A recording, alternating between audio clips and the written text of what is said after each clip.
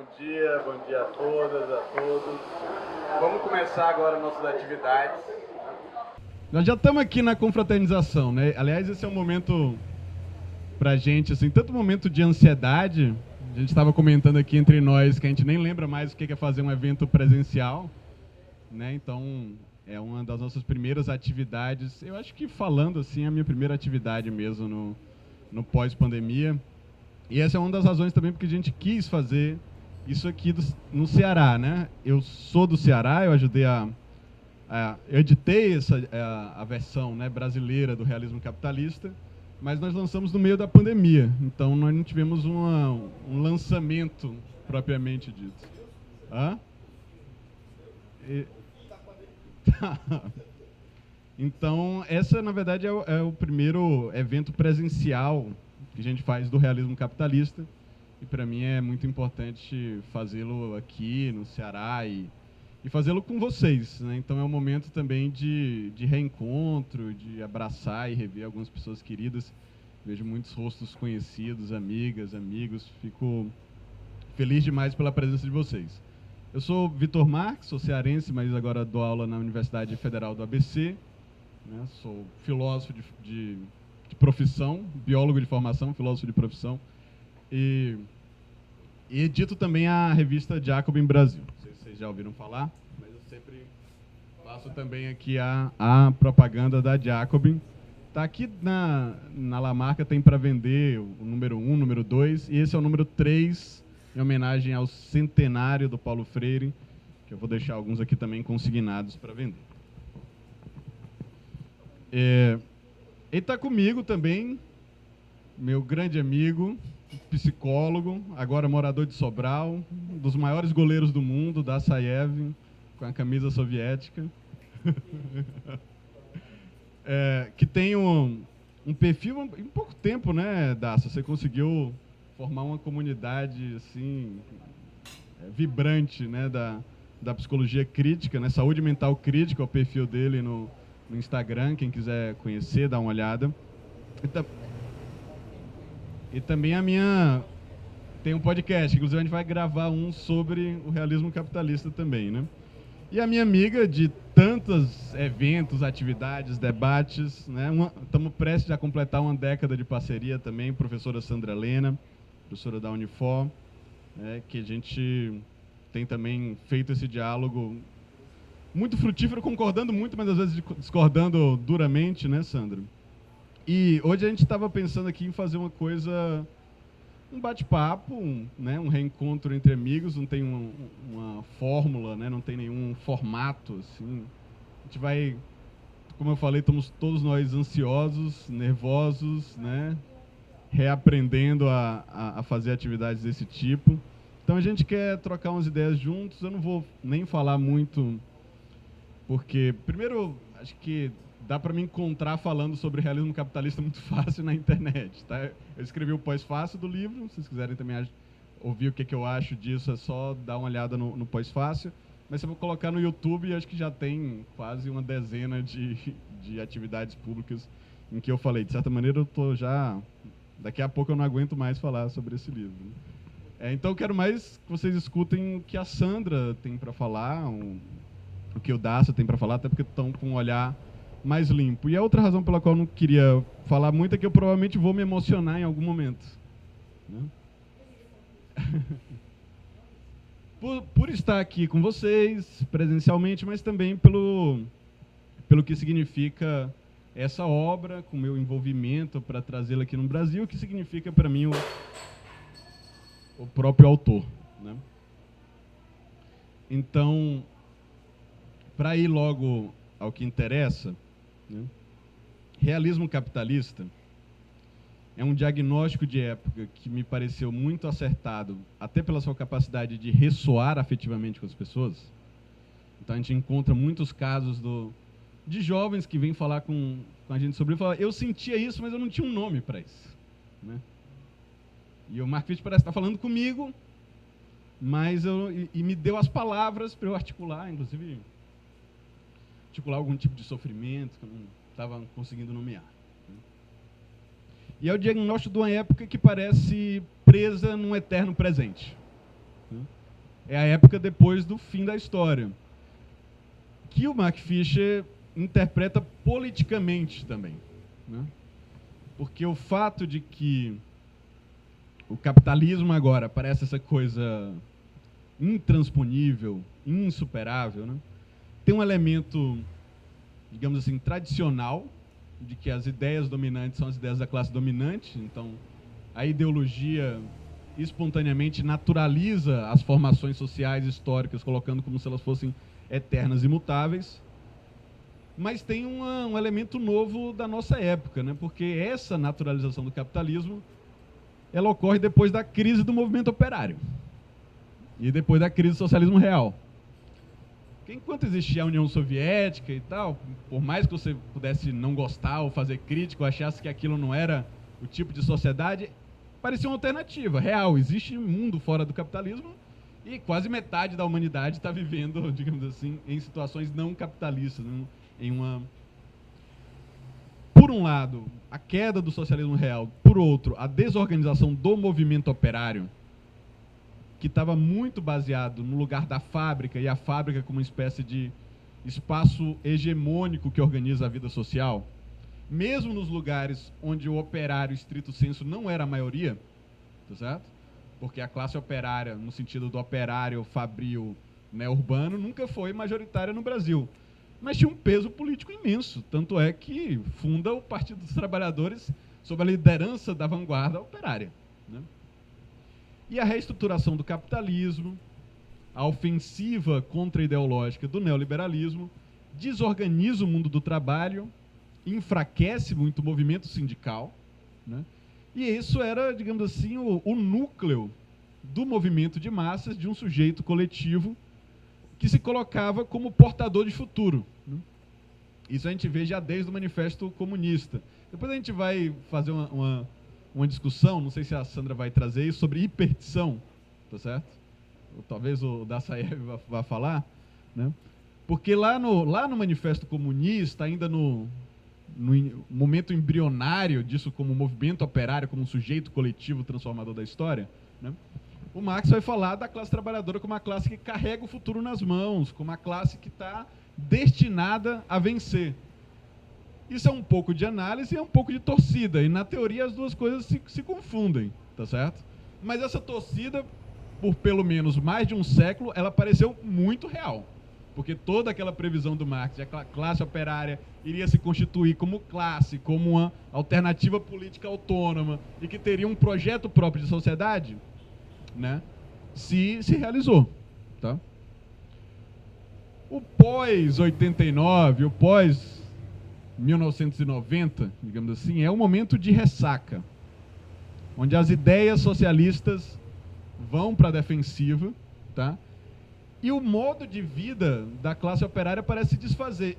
O Fischer está falando da Inglaterra e está falando, digamos assim, da região pós-industrial da Inglaterra, depois de que essas cidades são basicamente devastadas pela desindustrialização, pelo fim das comunidades dos mineiros, né? Então, 85, que é quando a greve dos mineiros é derrotada, historicamente os mineiros, né, tinham um papel de vanguarda na classe trabalhadora britânica, derrubaram muitos governos, e a Thatcher não só não cede aos mineiros, como desmoraliza os mineiros, e eles voltam ao trabalho derrotados. E ali você sente uma virada na Inglaterra, né? Alguma coisa mudou e, de fato, desde então você tem uma destruição inexorável daquele modo de vida, daquelas comunidades e tal. Então, Fischer também está falando desse lugar e desse momento em que a classe operária parece ter se desfeito. E as promessas de que ela carregaria o futuro nas mãos não parecia mais ser real, não parecia mais ter tração na realidade. Isso significa, então, que agora está cada um por si, né? Essa é a sociedade da atomização, da fragmentação, de cão comendo cão, da guerra de todos contra todos. Que é o que o neoliberalismo diz que o mundo é, mas tem muita torcida aí também, como tinha torcida no Marx, né? Tem um elemento hiperticional no neoliberalismo também. Ele diz, isso é como é o mundo real, e até hoje o Bolsonaro fala isso, né? Também fala, não espere que vai vir um Estado para ajudar, aqui é cada um por si e tal, né? Isso é uma descrição da realidade, tendencialmente verdadeira, mas também é um projeto político. É um projeto político de decomposição, de destruição da solidariedade social, de desfazimento das organizações da classe trabalhadora, né? Infelizmente, é um projeto muito bem sucedido. Tá? E dentro do capitalismo cognitivo, né, esse capitalismo semiótico que nós estamos imersos, aquelas promessas também do progresso e da modernização, em que a gente iria trabalhar cada vez menos e ter vidas cada vez mais protegidas, se desfizeram completamente, né? Nós estamos cada vez mais nus, cada vez mais entregues às dinâmicas implacáveis do capitalismo, trabalhando tendencialmente o tempo todo, né? Inclusive plugados com esses mecanismos que nos levam ao trabalho até na hora que a gente está indo dormir, né? Com o nosso sistema nervoso sofrendo enxurrada de informações, de demandas, né, de comandos que nós não conseguimos atender, e nos sentimos culpados por isso também. Nós estamos sempre perdendo alguma coisa, sempre para trás, sempre não conseguindo. Essa é uma realidade que imagino que vocês, a maioria aqui já experimentou. E como ela é angustiante, né? E esse sentimento de ansiedade acaba virando o afeto dominante do capitalismo tardio sobre a globalização neoliberal. Como antes podia ser o tédio na fábrica, né? Porque antes o problema é, vou passar 40 anos trabalhando aqui no mesmo lugar, nessa linha de montagem e tal, é uma coisa rígida. E hoje em dia é tudo flexível, em fluxo, em rede, desterritorializado, e traz um outro tipo de angústia, né? E a gente nota, no caso da Inglaterra, isso é muito brutal, porque você vê a quantidade de horas paradas por greve reduzindo, né? Uma curva descendente, e a quantidade de horas de trabalho paradas por depressão, por burnout, subindo. As linhas se cruzam, elas são inversamente proporcionais. É quase como, agora não tem mais o movimento operário, não tem mais o movimento dos trabalhadores para parar o trabalho, e o corpo não aguenta e para de todo jeito, né? Então essa é a nossa realidade no realismo capitalista. Mas não é uma realidade que o Fischer está resignado. Ele não acha que essa é a única forma de viver. Essa é uma realidade historicamente constituída e socialmente contingente, né? E da mesma maneira que houve um processo de decomposição do poder coletivo dos despossuídos, pode haver uma recomposição política, uma recomposição dos movimentos, das lutas, dos pontos de antagonismo. Essa é a aposta esperançosa que o Fischer faz, né? E na medida que nós seríamos capazes de reconstituir a ação coletiva, nós ganharíamos de volta a temporalidade, né? Que o capitalismo neoliberal nos rouba também, né? Esse presentismo parece ser uma sequência meio aleatória, né, de um tempo picado, que está acontecendo isso aqui, depois isso daqui, uma série caótica de eventos sem conexão, onde o passado perde o seu significado e a gente não tem mais uma orientação de futuro também, né? Então, um chamado, um convite do Fischer é: o processo de recomposição política é também um processo de reconquista do próprio tempo, de uma temporalidade ampliada, estendida, onde a gente absorva o nosso passado, né? Reconquiste o nosso passado, e eu acho que essa é uma característica também do capitalismo tardio. Parece que todas as épocas estão convivendo de uma maneira fragmentária, heterogênea, dispersa, e a gente não tem nem relação mais com a nossa tradição, né? E eu acho que, por um lado, a gente tem que reconquistar a relação com a nossa tradição, a tradição das várias lutas, não como uma massa disforme, mas como um passado que nós temos que herdar, né? A tradição, por exemplo, do centenário que nós comemoramos ontem dos comunistas no Brasil, tá?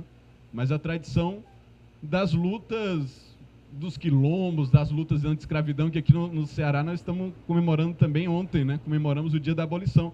Essas lutas são nossas e nós temos que conseguir falar delas na primeira pessoa do plural, né? Nós.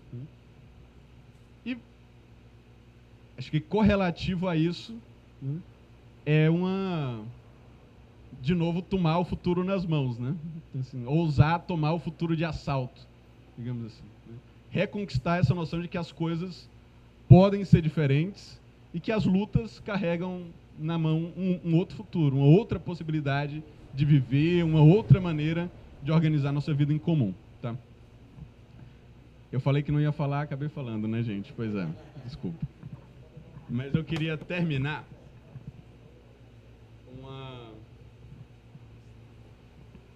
uma mensagem bem pessoal, na verdade, que a Raíssa, minha amiga, estava falando que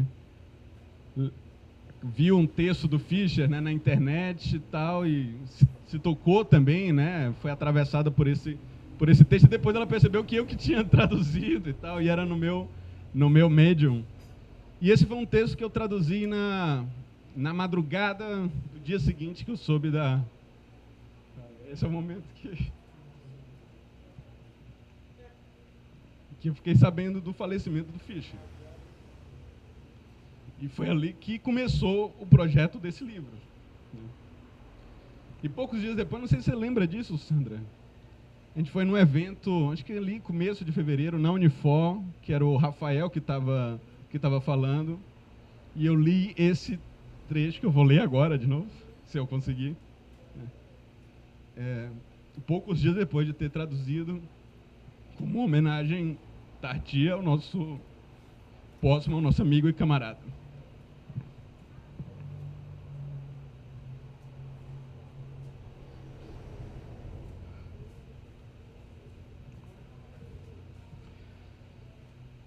A depressão coletiva é o resultado do projeto da classe dominante de ressubordinação. Vocês conseguem ler aí para mim?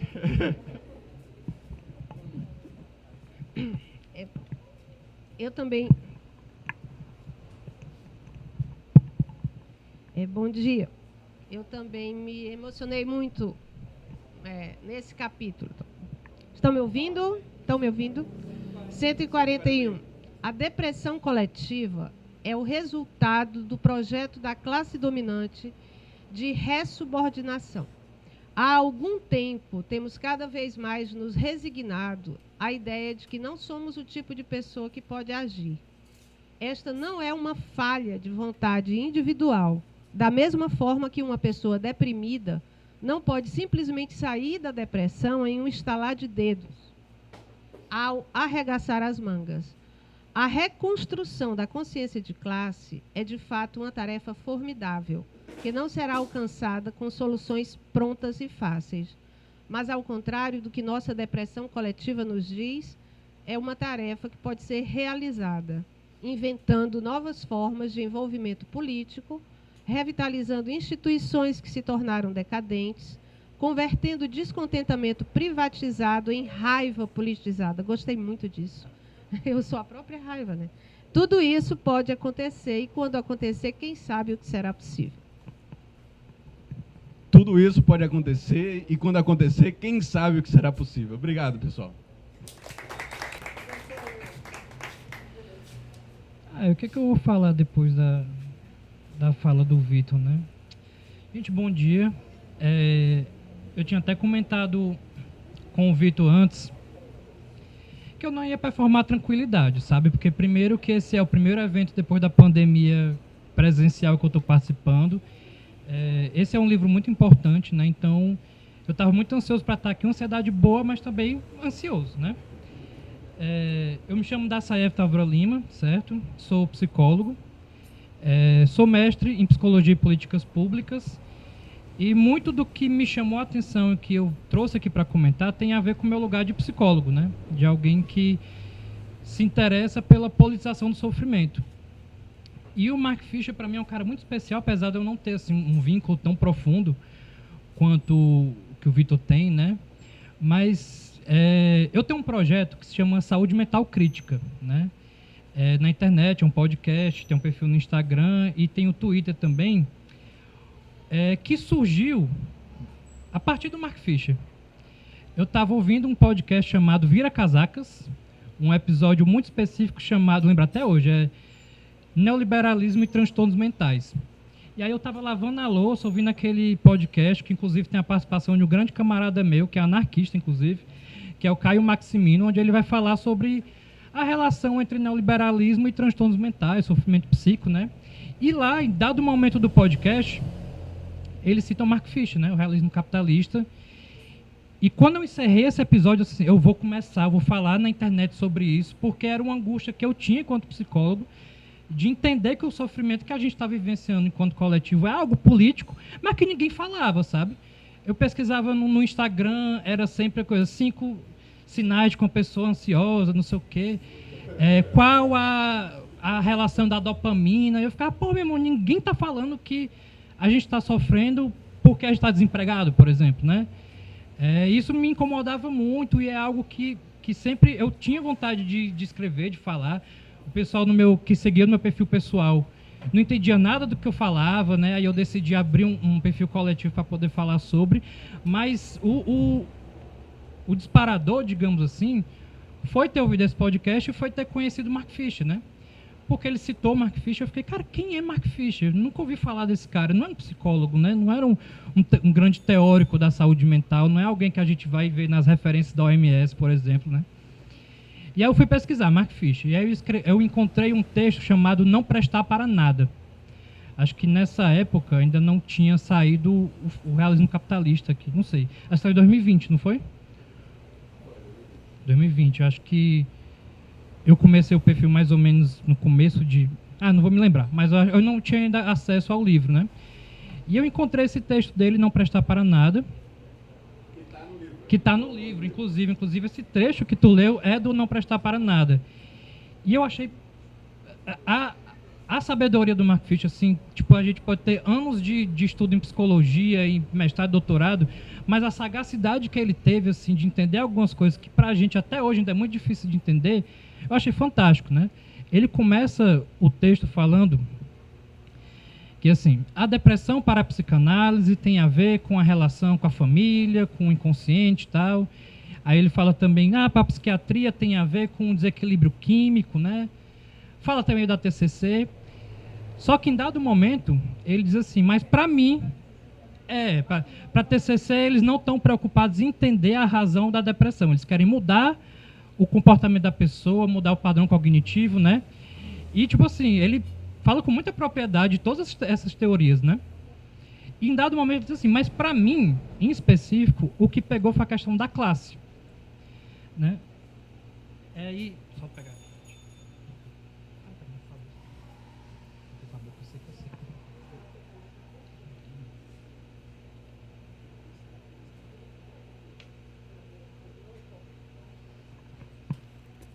Aí ele fala, né? Para mim a questão foi a classe. Porque ele dizia que ele nunca se sentia como pertencente ou os espaços que ele conquistava fossem legítimos. Ele sempre se sentia como se ele fosse um impostor. Ele trabalhava com ensino, trabalhava com jovens, mas ele sempre se referia ao lugar dele como classe trabalhadora, de que ele não poderia estar naquele lugar. Que aquele lugar é dedicado aos burgueses, porque a divisão social e técnica do trabalho destina esses espaços para a burguesia. Ele, como sendo da classe operária, não deveria estar lá. E isso eu achei fantástico. Eu fiquei, caralho, é isso, velho. Tipo, é isso, sabe? E aí eu fui ler o Realismo Capitalista, muito com esse olhar também, né? É meio que inevitável, como psicólogo, você vai procurar coisas assim que podem contribuir com o teu campo de estudo. Eu, especificamente, trabalho muito com saúde mental, né? Acho que estudo mais saúde mental do que psicologia propriamente. E tem algumas coisas que me chamaram a atenção no livro, que eu acho que... Eu vou ser breve, mas acho que é importante trazer aqui. É mais para compartilhar, assim, a importância que esse livro tem atualmente, sabe? A relevância que ele tem. E para quem é do campo da saúde mental, eu acho que é um livro fundamental, sabe? Não dá para entender o nosso tempo, não dá para fazer um diagnóstico do nosso tempo sem entender o que é que o Mark Fisher está falando ali. Em primeiro lugar, ele traz, acho que é o conceito transversal durante todo o livro, né, que é o de realismo capitalista. que é uma ideia, se eu for trazer em termos bem simples, assim, é como se fosse uma barreira de pensamento, uma barreira cognitiva. Assim, você não consegue, de certa forma, vislumbrar uma superação do atual estado de coisas. E isso nos leva, de certa forma, a uma resignação. Né? Tipo, as coisas são assim mesmo, o tempo das conquistas de luta da classe trabalhadora já foram. As coisas são ruins, mas é o jeito que é, não tem como ser de outro jeito. Né? Então ele traz isso como se fosse uma ideologia também, mas muito mais uma teia de símbolos, de pensamentos, né? De ideias que atravessam a nossa realidade e que constituem a nossa realidade, né? De certa forma. E ele diz que o realismo capitalista, não é que ele se baseia, que ele se estruture, mas ele está em cima de dois pilares fundamentais, que é o que ele chama das duas aporias, né, do realismo capitalista, que é a saúde mental e a privatização do estresse. Que aí, como psicólogo, já fiquei logo interessado em saber o que é que ele tinha para falar sobre saúde mental e sobre privatização do estresse, né? Sobre saúde mental, eu acho que ele fala muito sobre repolitizar a saúde mental, né? Não que um dia a saúde mental não tenha sido política, né? A saúde mental sempre foi política, né?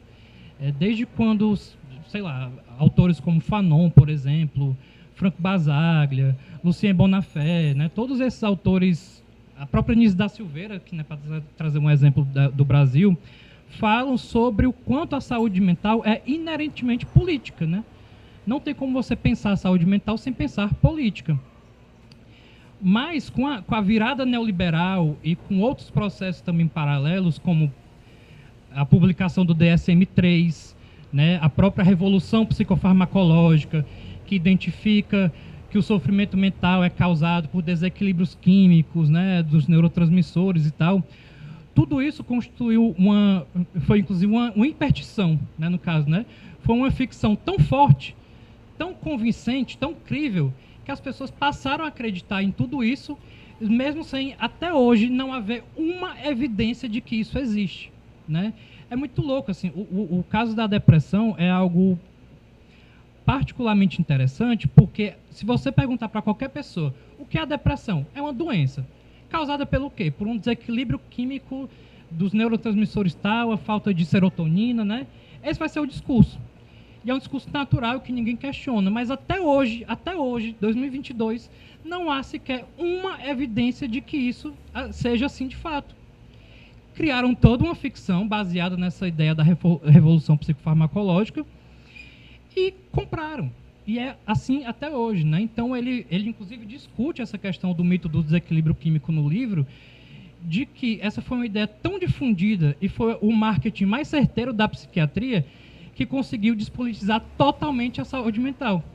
Então, assim, a saúde mental não tem a ver com as suas condições de vida, não tem a ver com a determinação social da saúde, não tem a ver com território, não tem a ver com nada. Tem a ver com a disfunção do neurotransmissor da recaptação da serotonina.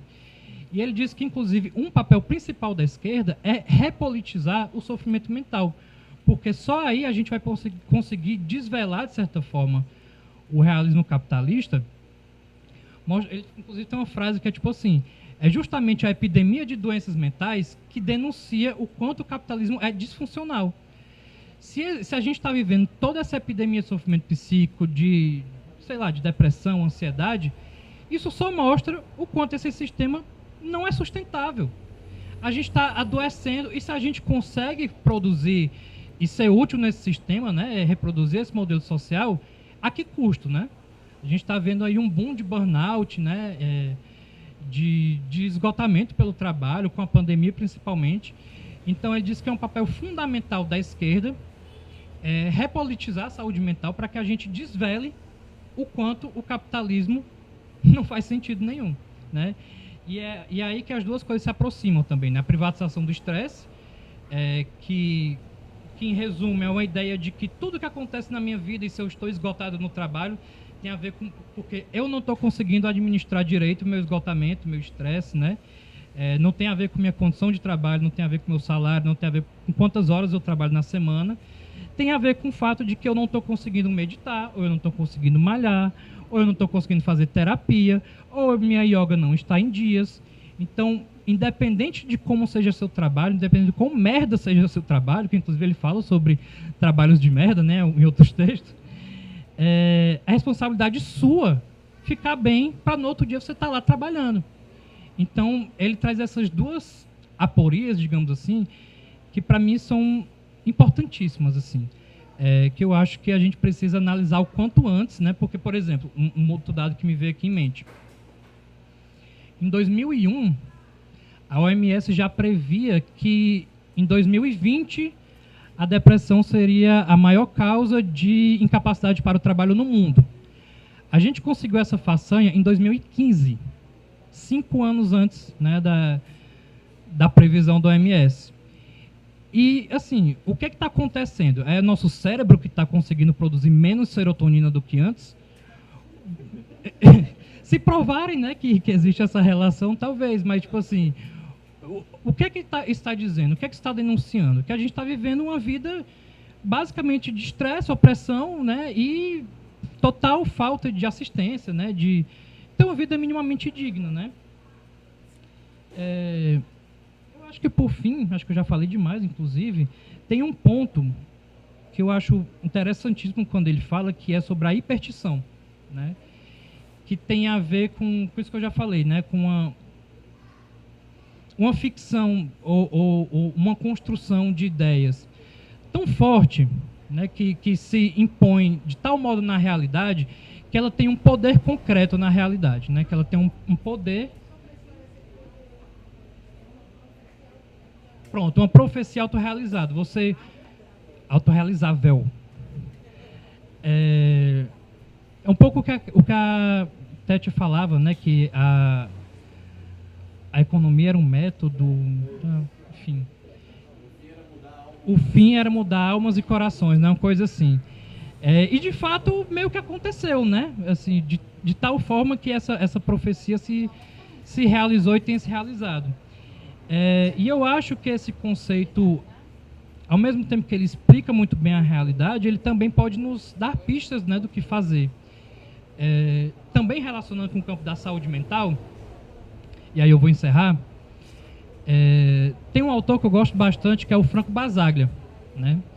Franco Basaglia foi um médico psiquiatra na Itália, que ele chegou à seguinte conclusão: o hospital psiquiátrico tem que acabar. Tem que acabar, não tem como reformar. A única solução possível é abolir essa instituição, que é uma instituição da violência.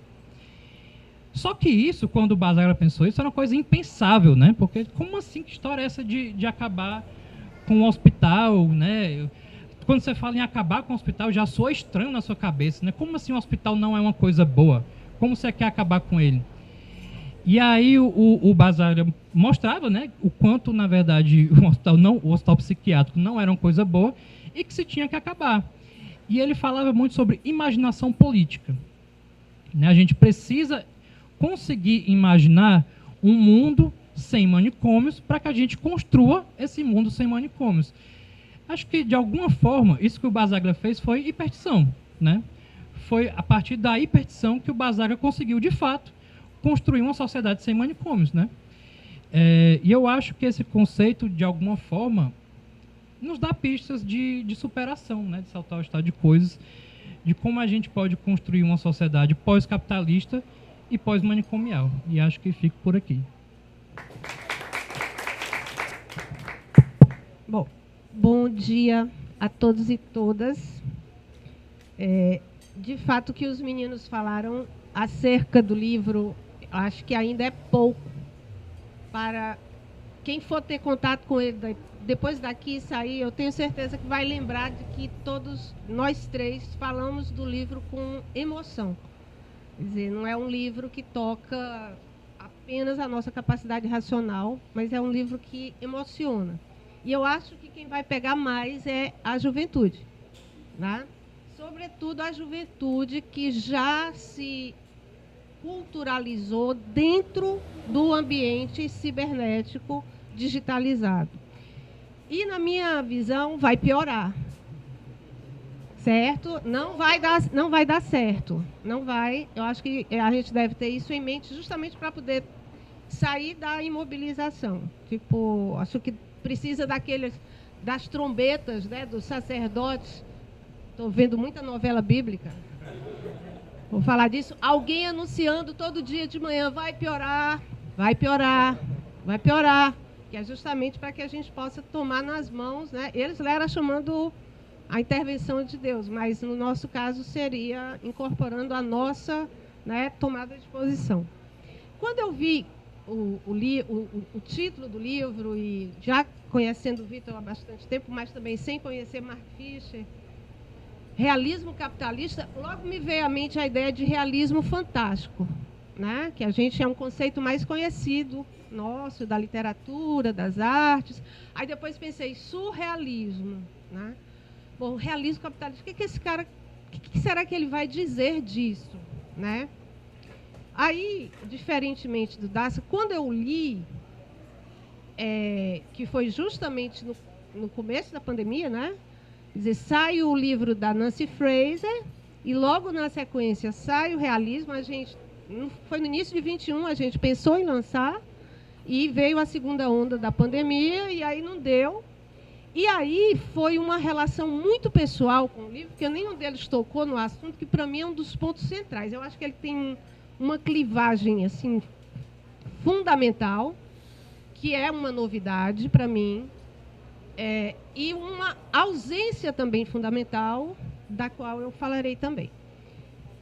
A clivagem fundamental é a questão da educação, né? Eu estava recém-saída da universidade, ele me apresentou como professora da Unifor, que todo mundo, na verdade, ficou quase como uma legenda minha, né? Professora da Unifor. Tanto é que depois que eu saí, eu fiquei Sandra Helena, e todo mundo diz, eu lhe apresento como o quê? Eu digo, não tenho ideia. Eu não sei, né? Então, o professor das universidades federais, quando se aposentam, eles dizem, professor aposentado da UFC. Mas você nunca vê isso dos professores das universidades privadas, acho que talvez apenas das PUCs, que gozam, né, de um estatuto mais privilegiado. Tá, mas eu estou tentando explicar. Mas é minha questão, né? Então, e eu já tinha me descolado do trabalho de professora.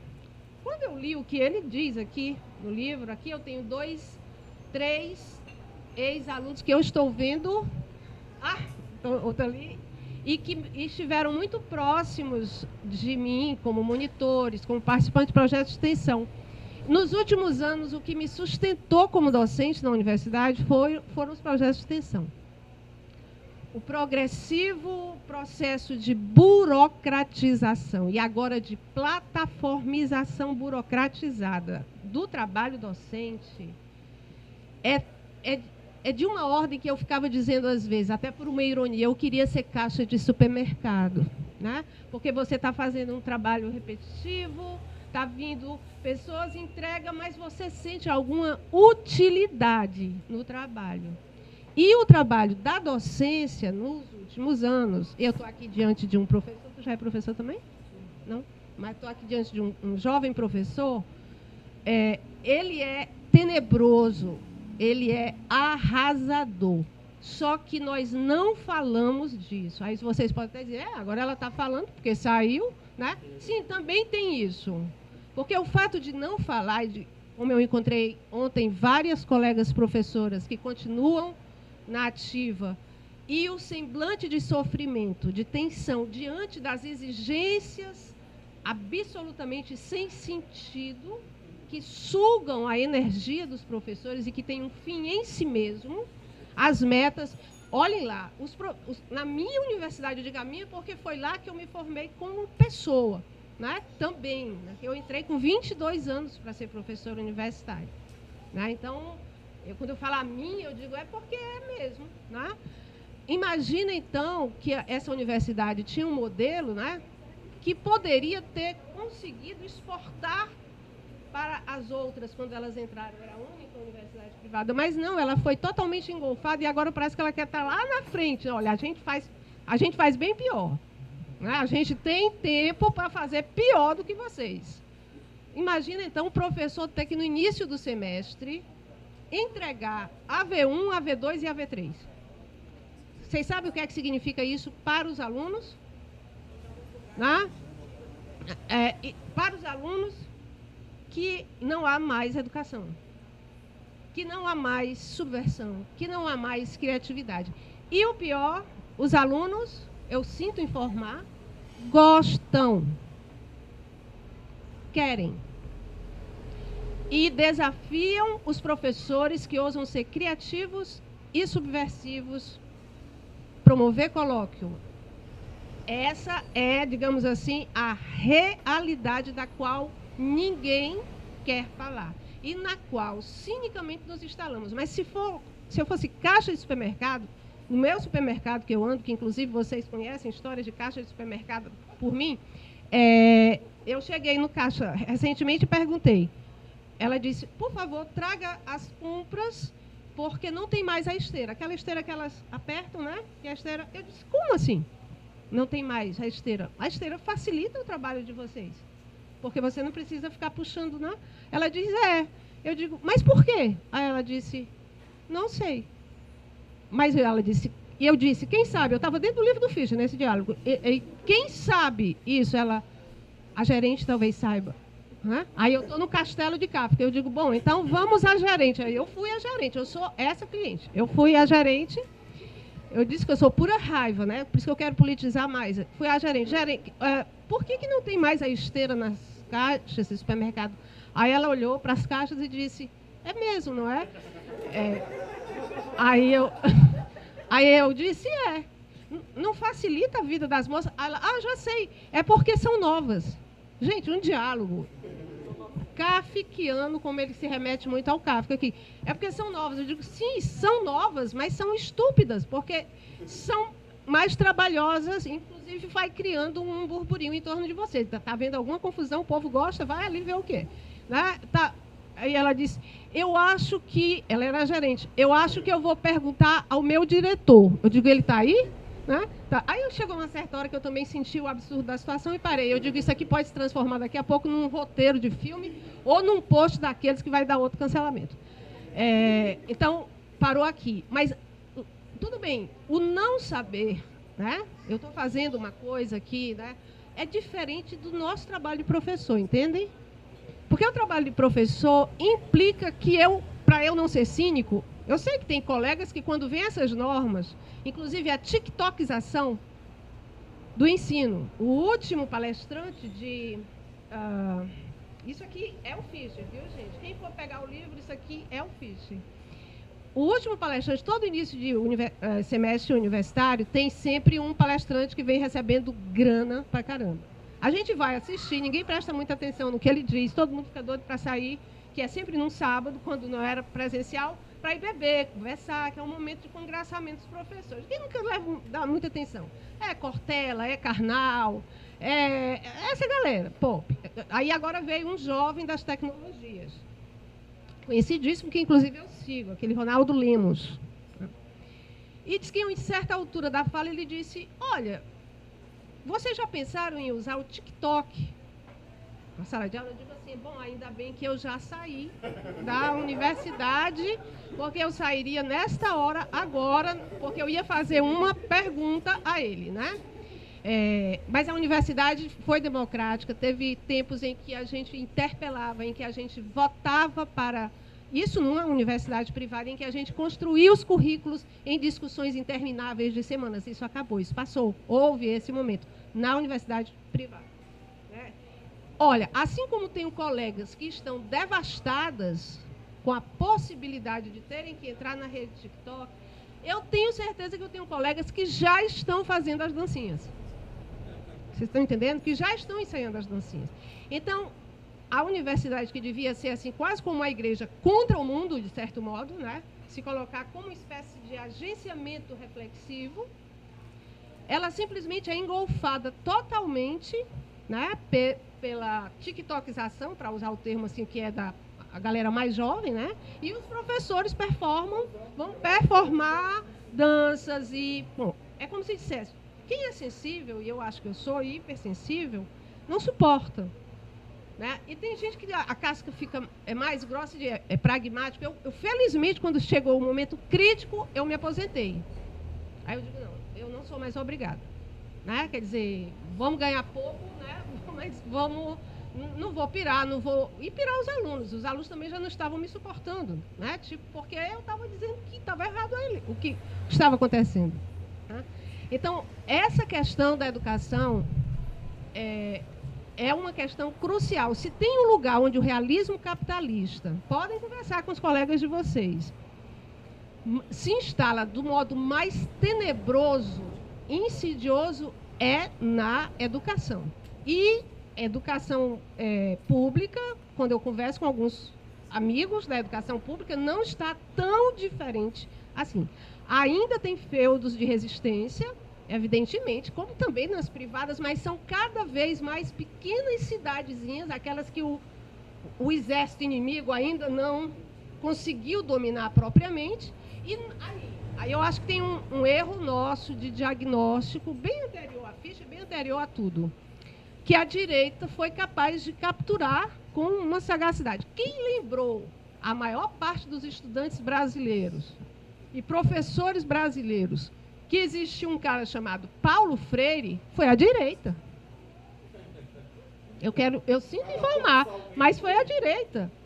Porque a maioria dos professores e estudantes das universidades não tem nada a ver, nem estudam, nem métodos são freirianos. Então, de repente, a direita vê um espantalho que ela diagnostica, uma coisa que a gente deve aprender, a direita diagnostica muito bem as nossas fissuras, as nossas falhas. E essa coisa do Paulo Freire, para mim, é um emblema. De repente, todo mundo, Paulo Freire no perfil e não sei o quê. Eu, professora, há 30 anos, tentando fazer coisas que eu não chamava de freirianas e vendo o método bancário e a coisa sendo seguida quase sem resistência. E eu digo, Paulo Freire aqui parece uma figura do realismo capitalista. Não, tá? Psiquicamente é apenas um estetismo, não é vivido, não é real, nem nas tais escolas construtivistas que a classe média mais rica pode pagar para os seus filhos. Depois vira só aquilo mesmo que a gente sabe. Com a reforma do ensino médio que está aí, a gente vai ter uma separação maior, né? Como existe já nos países europeus, entre aqueles que vão ser a elite, ou continuar como elite dirigente, e aqueles que vão fazer alguns trabalhos que até pode ser que dê dinheiro e tal.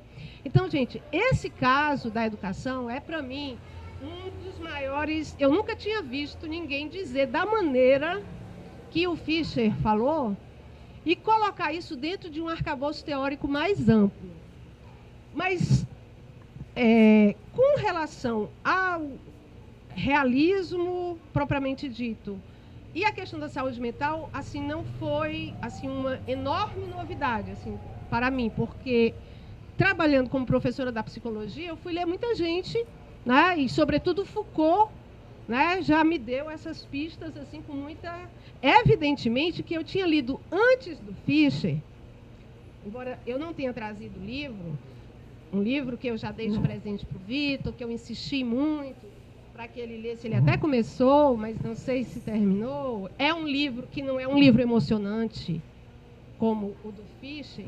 É um livro duro, daquele tipo de teoria alemã, técnica, com notas de rodapé, que é uma página inteira, que se chama A Sociedade Excitada.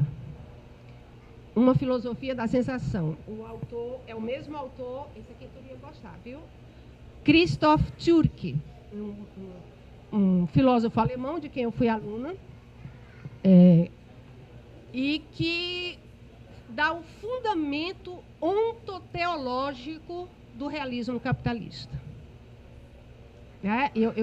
Eu acho que toda essa parte em que o Fischer fala da estetização, e onde ele faz essa excelente brincadeira do realidade do real, o Türke faz com uma pretensão que o Fischer, a meu ver, não tem.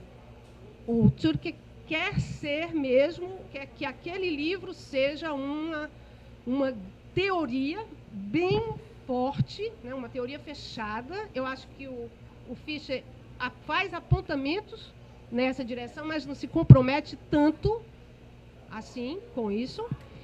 E o livro do Tschurke já me preparou para o livro do Fischer. Então, quando eu leio o Fischer, eu já não tenho aquele... Né? Eu tenho quando o Fischer fala do professor, aí eu choro. E quando ele fala do telemarketing, para mostrar o nível do real nosso, que é todo mundo aqui já tentou resolver um problema no telefone, já? E chega um momento que é igual o meu diálogo com as caixas e a gerente. Ninguém não sabe, volta para lá, volta para cá. Ou seja, não tem centro, não vai, e você fica louco. E a gente briga com o atendente briga com a gente. Eu fico pensando no sofrimento mental dessas pessoas, porque tem uma pessoa pressionando atrás dela. E a gente agora pegou uns celulares novos que nos ajudam a bloquear os spams. Vocês imaginam? Esse é o realismo capitalista. Mas a gente continua comprando celular.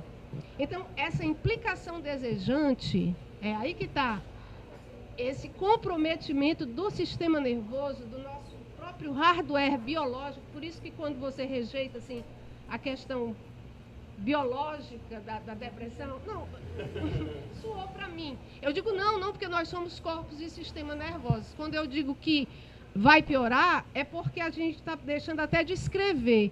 Escrever exigia uma repetição, escrever exigia uma atenção. As crianças que vão se alfabetizar digitando e olhando para a tela, o que vai acontecer na composição biológica, mental, cerebral, a gente não sabe o que vai dar. Se a estrutura cognitiva será a nossa mesma. Quando a gente está falando das gerações e das insensibilizações, o pessoal, geração Z, esse pessoal é tudo assim, não está emocionado, está assim, não está assim, está todo mundo anestesiado, né? Em distração concentrada. Eu acho que o Fischer... Eu digo, será que o Fischer leu o Tschurke? Eu acho que ele citaria o Tschurke e ele usaria o conceito de distração concentrada, que parece um conceito perfeito para dar conta do que a gente está fazendo hoje. Né? Distraídos e concentrados todo o tempo e sendo incapazes de parar, de ouvir o silêncio, porque ele vira tédio, porque a gente está ultra estimulado por uma metralhadora audiovisual. Estou me encaminhando para o fim. Então, eu achei uma coisa interessante para dizer para vocês. Vocês viram a capa do livro, né? Eu não sei, foi você que escolheu essa capa? Não. A capa é perfeita para uma metáfora que eu vou trazer a respeito dessa questão do duplo real. Que eu falei, realismo mágico, surrealismo. Mas aí eu também pensei em socialismo realmente existente. E aí ele coloca a história aqui. Ora, por que o socialismo, quando a gente fala de socialismo, a gente diz realmente existente? E o capitalismo, a gente não diz o capitalismo realmente existente. Né? Não aquele capitalismo da teoria dos liberais, da promessa, do esforço, do merecimento, Então, quando vocês forem ler, eu estou dizendo aqui, as pontas que ele me puxou, vocês também vão fazer as articulações de vocês. Eu sou muito noveleira e assisto muita TV aberta. Né? Sou baby boomer, né? Então, duas imagens recentes me chamaram muito a atenção. Elas estão em TVs diferentes e em programas diferentes. Na natureza, na China, construíram uma ponte de vidro. Um negócio... Só de você ver na TV, você já fica com frio na espinha. E aí o cara vai mostrar aquela ponte num abismo enorme. As pessoas vão de sapato com pano, protetor, e o vidro, você se pensa suspenso sobre a realidade. Então o repórter chega numa moça que está lá paralisada, olhando, e pergunta a ela o que ela está achando. Ela diz, não é real. Prestem atenção. Parece uma foto ou um filme. Há tempos atrás eu li um livro de um americano chamado Vida, o filme. É Neil Gabler, o nome dele. Nesse livro ele mostra como já ali nos anos 50 a gente vai começando a transmutar a vida com o audiovisual. De modo que a gente não se considera mais vivendo se a gente não registrar uma coisa no audiovisual. Quando a moça diz, não é real, parece aquele Naturescape, né? Parece um filme, uma foto. Bom, vira a chave. Por isso que eu achei interessante a capa. Todo mundo aqui acompanhou a queda daquela barragem em Minas, que matou umas 10 pessoas que estavam num barco. Vocês lembram? Ou já esqueceram? Porque o realismo capitalista cibernético faz isso com que a gente esqueça coisas da semana passada. Bom, aquela imagem foi repetida 1000 vezes. Quem acompanhou a cobertura, tem um cara que eu acompanho, que ele faz o observatório, ele diz, hoje no programa X, no jornal X, a imagem foi repetida 266 vezes. Então a imagem é semelhante a essa imagem aqui, né? A imagem da barragem, um pedaço da montanha caindo sobre os barcos. Aí foram entrevistar uma sobrevivente. Lembrem lá da moça que, diante da beleza da natureza, disse que não era real. A moça que sobreviveu disse, muito trêmula, muito assustada, disse... Aí a repórter, você já viu os vídeos? Você já viu as fotos? Ela disse, não, eu não vi nem pretendo ver. Porque eles não mostram o que aconteceu. O que aconteceu foi real. E, pô, isso aqui dá para começar um livro. As duas posições. E o real dessa segunda moça é o real do Lacan. É aquilo do inominável. É aquilo que fica sem significação alguma. E não é só o significante. É também, para essa moça que viveu, é também o visual, o semiótico visual. Ela diz, eu não vou ver. Como se dissesse, porque aquilo que está filmado não é real. O que é real é o que eu vivi. Então, não tem nome, não tem palavra, né? É justamente aí que nós estamos. A gente está em meio a escombros, caminhando em meio a escombros. Por exemplo, nós todos aqui, uma classe média mais bem pensante, ilustrada, vivendo sobre uma cidade que está rodeada de faccionismo juvenil. Eu costumo, às vezes, dizer, quando cabeças começarem a ser deixadas na Avenida São Luís, pedaços de corpos como são deixados na periferia, onde eu, morando ali no Cocó, não posso passar para Santos Dumont, quase já não posso passar para o outro lado, que é a favela do Pau Fininho. Tudo. Aí eu vou comprar um frango ali. Aí o pessoal do prédio, os porteiros, não, pelo amor de Deus, a senhora vai atravessar a avenida. Estamos vivendo isso, mas quase sem falar sobre isso. Então, essa nossa implicação do desejo, que ele chama aqui, inclusive, de um cinismo, né?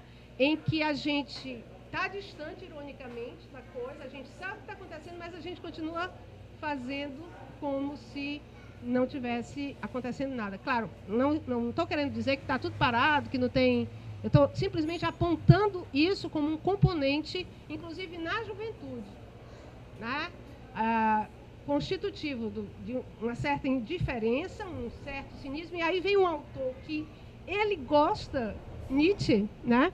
E ele cita justamente o que, para mim, todo jovem deveria ler hoje num círculo de leitura, que é a segunda consideração intempestiva do Nietzsche, que ele diz da utilidade e da inutilidade da história para a vida, né? Quando ele fala de uma supersaturação da história em que você sente que você chegou depois da festa, a festa já acabou, o mundo já foi, já está acabado, tudo isso aqui já acabou.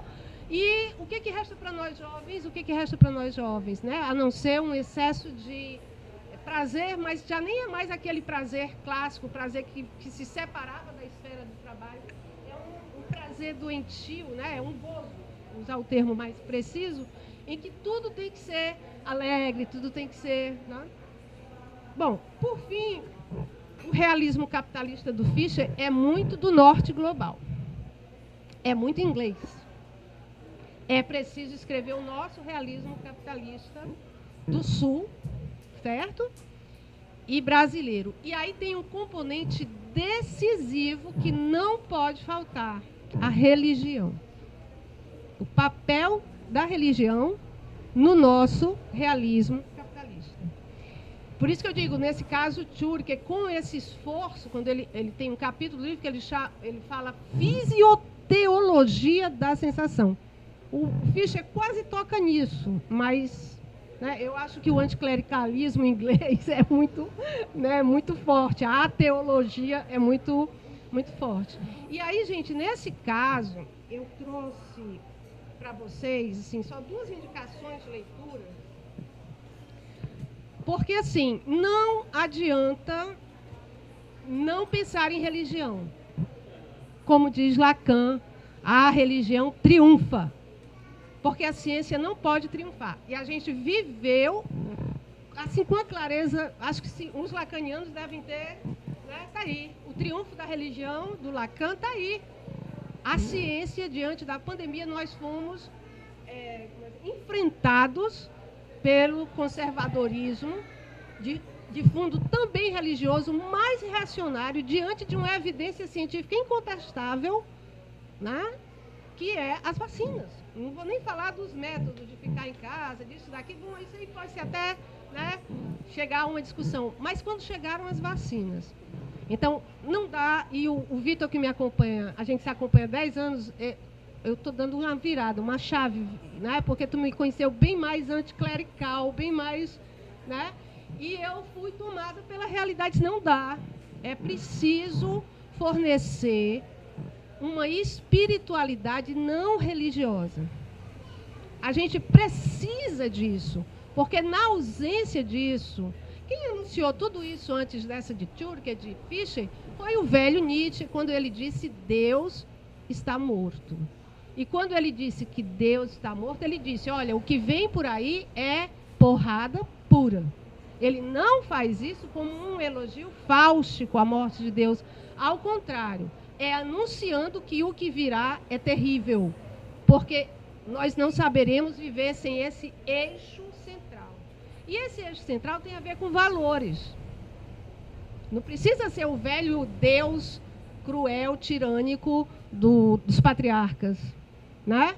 Nem precisa ser Deus de Cristo, é questão de quais são os valores que a gente pode resgatar e realmente acreditar neles. Mas não só para nós, mas para as crianças. E aí, para concluir, esse livro, eu estou dizendo aqui, endereçado muito especialmente ao pessoal da área psi, é um enfrentamento do Türker, depois que ele escreveu Sociedade Estada, a questão da educação na Alemanha. Então, é muito voltado também para o currículo alemão, mas ele pode nos dar umas boas pistas. E aqui, o que ele defende nesse livro? Basicamente, abaixo a cultura do déficit de atenção. Porque virou uma história de TDAH na Alemanha, toda criança tem TDAH, como agora toda criança tem TDAH. Todo mundo, os alunos chegam na sala de aula, professora, eu tenho TDAH. Né? Professora, eu tenho isso, eu tenho aquilo. Eu digo, o que eu vou dizer que eu tenho? Eu tenho que ter algo. Né? Assim, algum tipo de anomalia também, porque está virando, né, uma febre, ou é a depressão, ou o TDAH. E aqui, nesse panfletinho, isso é quase um panfleto, ele mostra, ele resume a ideia de que a cultura que é a cultura do TDAH, a cultura toda. E aí ele avança um pouco e fornece, no final do livro, uma espécie de um projeto pedagógico, tem até um outro filósofo, acho que é chinês ou indonésio falando nisso, um projeto pedagógico para as crianças, para mudar, porque ele diz, não, a coisa piora muito, que ele chama de estudos rituais. E uma das coisas fundamentais dos estudos rituais, aí os que foram meus alunos, e ele coloca aqui, eu digo, gente, eu fazia isso, são os colóquios. Os colóquios, onde as pessoas leem livros e discutem e dialogam, foi um dos motivos pelos quais os alunos de primeiro semestre da universidade disseram que não me queriam mais, por causa dos colóquios. Bom, quer fazer colóquio, né? Então, e eu acho que ele pode nos ensinar muito. A gente podia pensar, ousar, já que se trata de ser criativo, ousar, porque a gente está aqui fazendo tudo. E quem está nas escolas? A direita preocupadíssima com as escolas, né? Tomar as escolas. E muito das críticas que eles fazem estão corretas. Lamento informar. Muito do diagnóstico que fazem sobre nós estão corretos. O problema é que o tratamento que eles querem dar é um tratamento de reacionário conservador. A gente tem que aceitar a nossa falha. Finalizando, cinema. eu sou quase da geração do Fischer, ele era um pouquinho mais novo que eu, acho que uns 5 anos, alguma coisa assim. Todos os filmes que ele coloca pra tu, é muito legal você ver assim, pô, eu assisti, eu li, aquilo outro.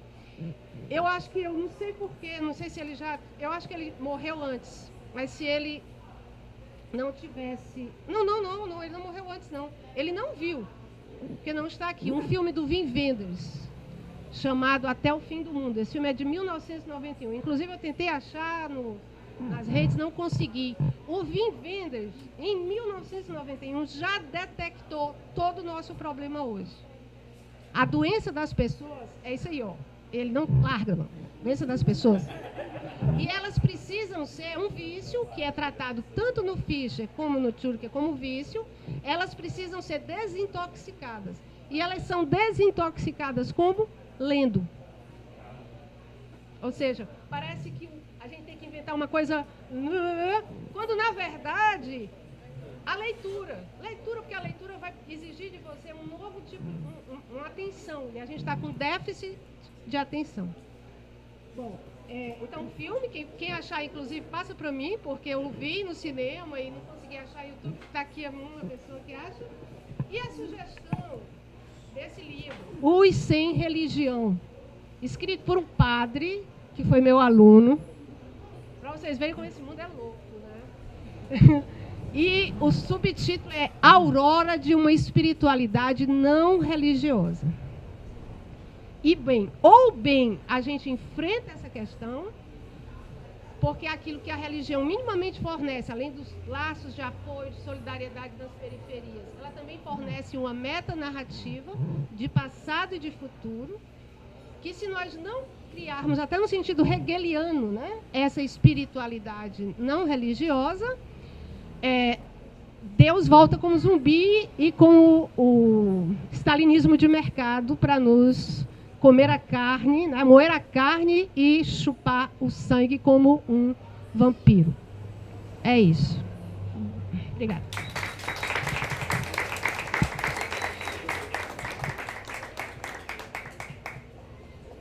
Pessoal, já são mais de meio-dia, né? Sim. Então a ideia que a gente fez aqui também é para quem quiser já pode almoçar aqui ou tomar uma cervejinha. Então aproveitem o bar e o restaurante da Lamarca também, que a gente ajuda aos companheiros, é um espaço político, um espaço nosso que a gente tem que reforçar. Mas eu não queria acabar sem ouvir um pouco de vocês também. Então, sei lá, se a gente pudesse fazer 3 ou 4 intervenções, reflexões aí de vocês, a gente gostaria muito de ouvir o que vocês acharam a respeito do que a gente disse aqui. Quem é o primeiro?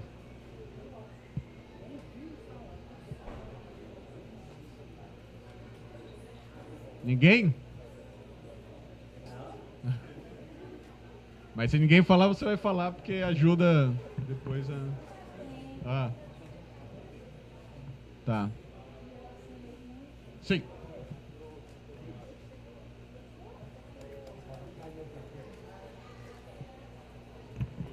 Boa tarde, dá pra me escutar? Eu posso falar sem microfone. Mas aqui está gravando também.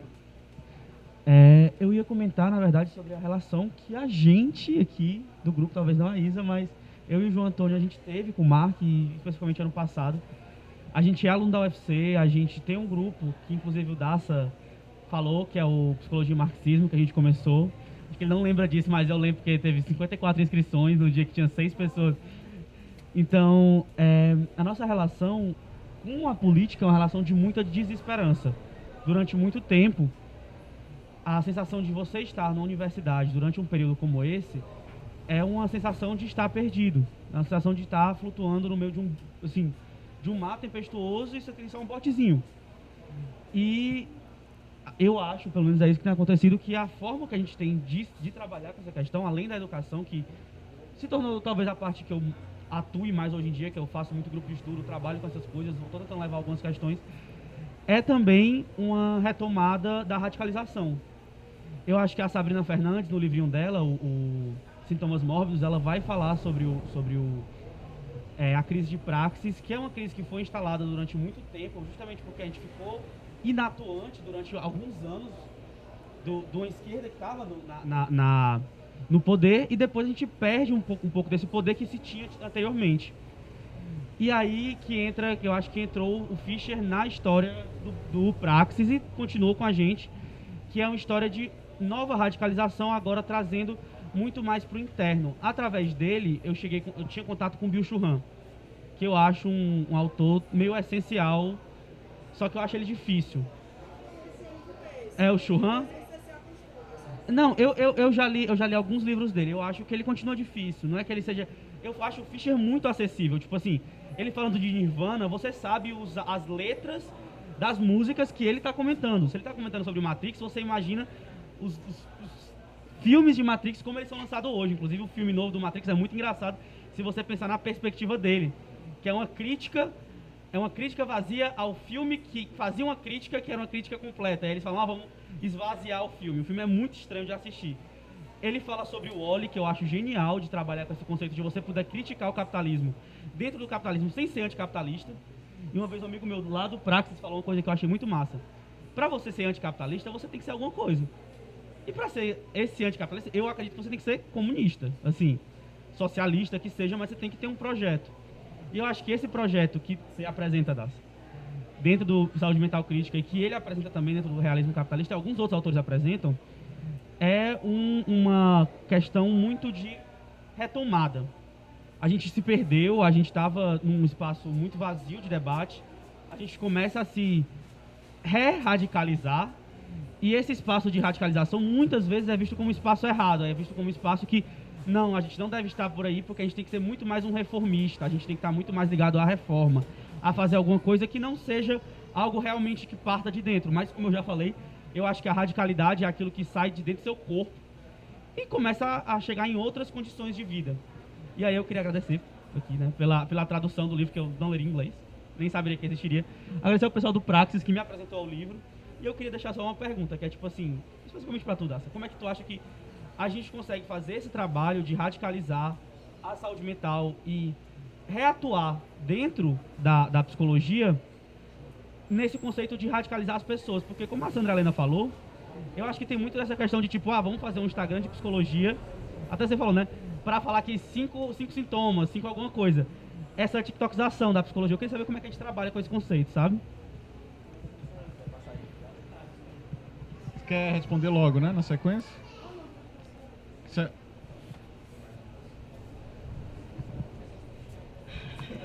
Bom dia. Eu sou Catarina, fui aluna da Sandra. Desculpa. Fui aluna da Sandra durante toda a graduação, fui monitora também. Persigo Sandra e Vitor desde toda a minha graduação. Sou discípula de saúde mental crítica, levo a palavra para onde eu for. E eu, na verdade, eu não queria nem fazer uma pergunta, eu acho que não tenho perguntas, eu não fiquei com dúvidas, eu achei tudo maravilhoso. Eu só queria agradecer por esse evento, assim, fazia muito tempo que eu não saía para assistir alguma coisa, assim, eu vi vocês, e acho que vocês três são um combo perfeito para mim, assim, se eu tivesse que escolher um trio para seguir, seriam vocês, eu já faço isso. Então, eu queria mais agradecer mesmo, e eu queria, desculpa meninos que ainda estão na graduação, eu me formei no final do ano passado, e não melhora, tá? Piora um pouquinho.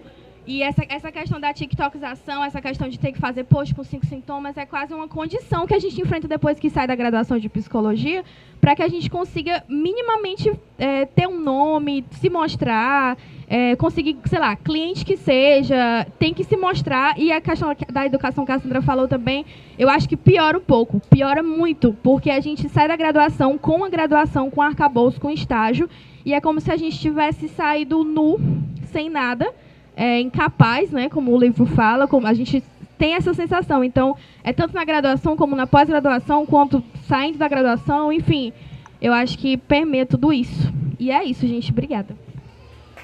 Obrigado. Quem mais? Alguém? Eu também queria reforçar a nossa colega e dizer que eu agradeço muito pelo evento. E eu acho que vou acabar tocando na tua questão, mas eu vou babar um pouquinho teu ovo, viu, Daça? O trabalho do Daça foi muito importante no meu processo terapêutico. Sério. O meu terapeuta tinha algumas questões comigo e eu com eles, por questões relacionadas à medicação. Mostrei o teu perfil, eu não lembro qual foi o post específico, mas era justamente falando que não tem provas. de que realmente funciona, que é realmente a questão cerebral. E aí, quando eu finalmente cedi para ir ao tratamento psiquiátrico, disse, então, vamos arranjar uma muleta? E o processo da gente foi se alterando. Foi vista outras possibilidades, além da questão familiar, ou então da relação com os amigos. Outras perspectivas foram abrindo. E essa perspectiva da juventude, que foi até algo que você trouxe mais recentemente no Twitter, por questões das eleições e tal, isso foi algo sendo tocado ao longo do processo, que era algo totalmente ignorado. Então, é um trabalho interessante. E é um trabalho também que inclusive, uma hora ele falou, foi importante porque eu vi que eu não precisava me submeter a algumas coisas. Dá para ir contra a corrente. Inclusive, ser anti-TikToker. Nos primeiros meses, eu falei, por que tu não se divulga? Aí ele, não, eu não consigo, eu acho muito invasivo. E aí, depois de um tempo, eu fiquei, ainda bem que você não se divulga, porque eu me sentiria exposta, enquanto paciente. Não é incomum você encontrar relatos de algumas pessoas que dizem, nossa, eu vi uma psicóloga ou psicólogo falando isso na internet, será que o meu também está fazendo, eu não estou sabendo? E confiança é algo essencial em qualquer relação, principalmente no processo terapêutico. E existem outras formas de você crescer. Claro que aos poucos, né? Falando, olha, meu amigo vai, confia. Mas tem outras formas de resistir e eu acho que vocês podem conseguir. Eu espero que eu também consiga, sua filosofia. Estou nesse limbo de desempregada, trabalho editando podcast, que é uma migalhazinha. Então, vai piorar para mim, como a colega disse, vai piorar para vários que estão aqui, mas a gente vai caminhando juntos, resistindo, talvez criando algumas alternativas meio falhas, mas é o que a gente tenta, como a economia criativa, e vamos seguindo firmes e fortes. Nem tão firmes, mas sempre tentando. Obrigada. Gente, como eu acho que a gente vai fazer só uma rodada só, se tem mais uma ou duas pessoas que querem falar, esse é o momento. Então vem.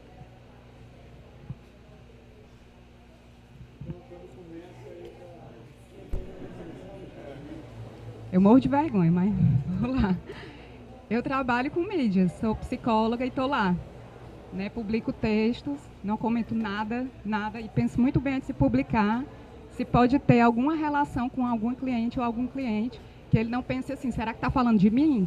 E é sempre muito complicado, porque como o sofrimento ele não é individual, as situações elas se repetem. São situações que eu passo, que muitos clientes passam, e que muita gente que passa. E eu estou lá problematizando. E toda a vida eu fico muito insegura. Será que minhas clientes estão olhando e pensando que eu estou falando delas? Porque o sofrimento é político, né? E a outra coisa que eu fiquei sabendo através de um amigo,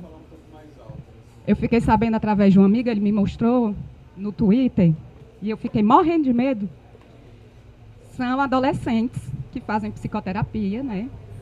E chegam lá e comentam o que a psicóloga, dizendo o nome da psicóloga, falou na sessão, de uma maneira descontextualizada, né?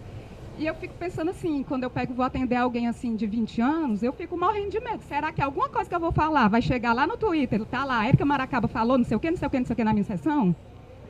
E aí, a que isso vai se associar ao meu nome? Porque já rola a coisa da imagem, né? 90% dos atendimentos que eu faço me chegam através do Instagram, entendeu? Eu realmente trabalho com mídias e é treta, galera, é treta. Mas eu não me vejo nesse momento sobrevivendo sem fazer uso delas.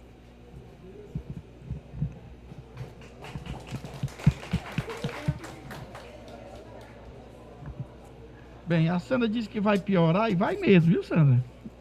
Eu vou falar da parte que me toca, que é principalmente a educação. Antes de mais nada, eu sou um professor, certo? E eu sou da Rede Estadual de Ensino há 35 anos e há 20 anos eu estou na Secretaria de Educação. E nós assistimos agora, nos últimos 5 anos, a história do novo ensino médio, que já tem um maior marketing, novo ensino médio para cá, novo ensino médio para lá. Teve a participação e a construção da sociedade brasileira, não sei quantos milhões de pessoas participaram da construção do novo ensino médio.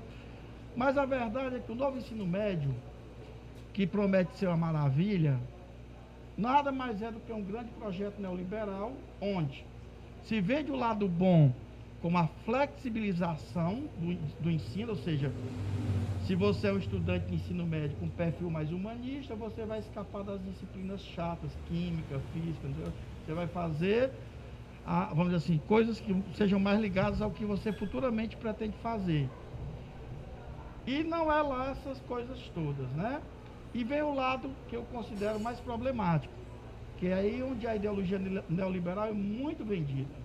Aí vem toda a força do discurso do protagonismo, do empreendedorismo, e esses rismos que acreditam que se você não deu certo, é porque você que é um fracassado, você que é um merda, porque a sociedade dá todas as oportunidades para você vencer, e não só você poderá se tornar um rico, todo mundo pode ser rico. Então a gente sabe que isso é uma grande balela, né? Era só essa piora que vem por aí, viu, gente? Última possibilidade de alguém. Ela já tinha pedido isso.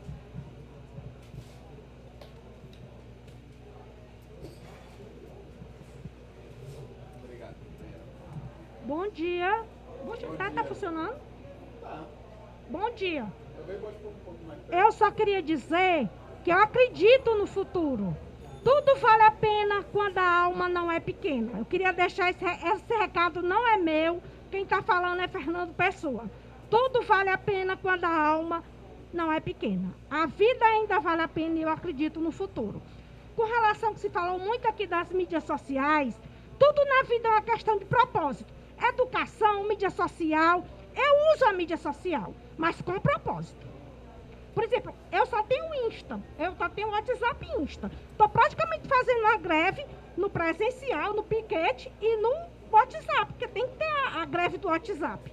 Eu estou na greve, eu vou fazer um piquete no presencial e o piquete no WhatsApp, porque tem que ter, tem que passar as figurinhas, tem que agitar. Segundo, eu uso o Insta, eu não tenho televisão mas é uma questão pessoal minha, não estou aqui dizendo que ninguém, é questão de escolha, tudo na vida é uma questão de escolha. A vida é feita de escolha. Quando você escolhe, por exemplo, agora mesmo eu escolhi o que eu vou comer, isso é uma escolha. Quando você está no self-service, você está escolhendo o que vai comer, isso vai influenciar na sua saúde. A vida é feita de escolhas. Eu uso o WhatsApp para me atualizar, porque desde o segundo semestre de 2014 eu não tenho televisão. E o meu Insta é a esquerda, é o PT, é o PSOL. Eu me atualizo com a esquerda. Porque eu não vou assistir o Jornal Nacional da Rede Bobo. Rede Bobo. Pronto. Aqui quem fala é o Fernando Pessoa. Não sou eu que digo. Tudo vale a pena quando a alma não é pequena. E por isso eu creio no futuro.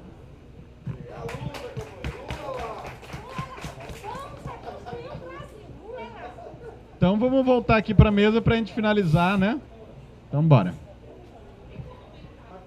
Não, então, eu vou falando, aí quando aumentarem ali, melhora, peço um pouquinho de paciência. Não, mas assim, na verdade, eu vou logo comentando, mas eu também não sei muito o que comentar, na verdade, porque eu fiquei muito emocionado, assim, com os comentários, né, dos camaradas ali, sei lá, fiquei meio sem saber como reagir, porque realmente eu fiquei muito feliz, de verdade. Sobre o processo terapêutico eu não vou nem comentar, porque de fato me tocou muito e eu não tenho como te responder agora sobre isso. Depois a gente pode conversar mais um pouco, tá certo? Fiquei feliz demais em saber disso. Sobre a questão das redes, então, eu fiz uma aposta, sabe? Uma aposta de tentar disputar a psicologia que eu acredito e a saúde mental que eu acredito de outra forma, né? De fato, hoje é quase que uma ferramenta de trabalho você ter rede social, mas assim, a que custo, né? Pelo menos para mim, assim, a que custo eu iria entrar nessa lógica, que é algo que eu não me sinto à vontade, né? Mesmo no perfil, eu dificilmente apareço, dificilmente tem alguma divulgação pessoal minha, porque eu parto do princípio que a proposta, o que eu tenho a discutir é muito mais interessante que minha vida, né? Então, eu não me vejo postando foto de jaleco, ou, sei lá, divulgando agenda, ou contatos pessoais, né? Não que isso seja errado, tá? Eu acho que tem gente que faz isso e trabalha e depende disso. Mas eu não conseguia, né? Então, tipo assim, eu não vou fazer uma coisa forçada. E se for para tentar discutir de alguma forma esses temas que eu gosto, eu vou fazer de outra forma. Né? Então, de fato, eu já me apresento lá no perfil como psicólogo marxista. Né? E eu discuto psicologia histórico-cultural. E eu discuto luta antimanicomial. Então, dificilmente você vai ter um post sobre, sei lá, diagnósticos ou coisas assim. Quando tem atacando pau. Né? Quando tem dizendo assim, olha, gente, a gente tem que parar com essa besteira de ficar patologizando tudo, né? Como se fosse uma coisa individual e tal. Então, com relação às redes, essa tem sido minha proposta. Eu acho que a adesão e assim muita gente ter chegado no perfil mostra que muita gente também estava pensando isso e não sabia o que fazer com relação a isso, porque tem muita gente que diz, Daça, era o que eu pensava, mas não sabia falar. Sabe? Tem muitos usuários, clientes, pacientes que chegam para falar comigo e dizer assim, eu tinha uma intuição que era isso, sabe? Eu tinha uma intuição, eu sentia que era por aí, mas eu não tenho assim, um arcabouço para falar sobre. Então, assim, sempre quando eu recebo essas mensagens, eu fico, cara, é para isso, então. Esse o objetivo, sabe? Estudantes de psicologia também, ou profissionais, né? Então, eu sempre fico muito feliz com ter feito essa aposta e ter dado certo à medida do possível, né? Não é um grande projeto, até porque é só uma pessoa que está tentando dar conta disso, mas é um pouco por aí. Com relação à radicalização, também vai ser uma resposta mais pessoal, né? Porque é uma coisa mais de opção minha, né?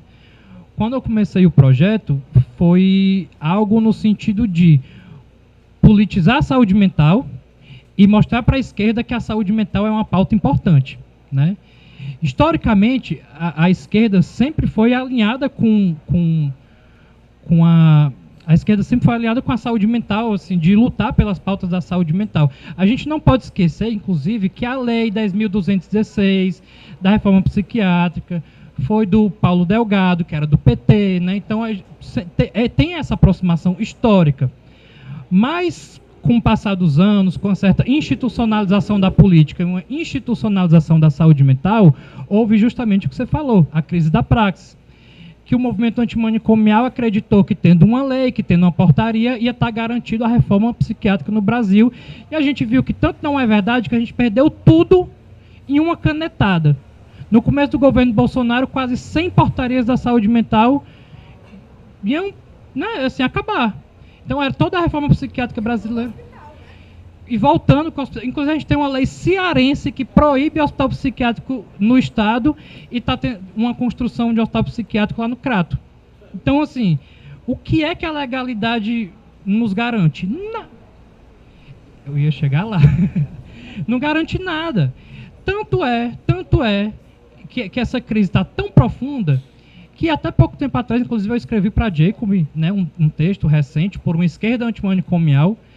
Um tempo atrás, todos os partidos de esquerda votaram a favor das comunidades terapêuticas. Todos, exceto o PSOL. Então, assim, do PCdoB ao PT, PDT, todos, PSB, todos votaram a favor das comunidades terapêuticas, que são os novos manicômios, que atuam sob um fundamentalismo religioso terrível, tortura, e todos votaram a favor das comunidades terapêuticas. O que é que explica isso, se não uma profunda crise da esquerda com relação ao entendimento do que é a saúde mental, sabe? Então, a proposta é um pouco essa, é mostrar para a psicologia que a gente tem que se politizar e mostrar para a política que elas têm que entender que a saúde mental é uma questão fundamental da classe trabalhadora brasileira, da classe trabalhadora no geral, mas daqui no Brasil principalmente, né?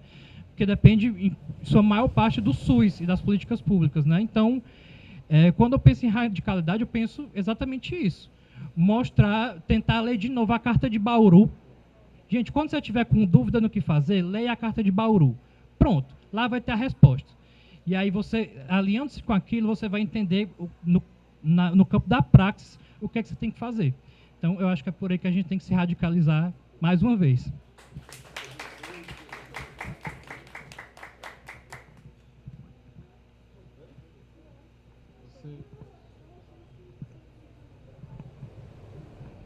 Gente, estamos chegando aqui quase ao final, a Sandra vai concluir, mas queria agradecer muito a presença de todo mundo.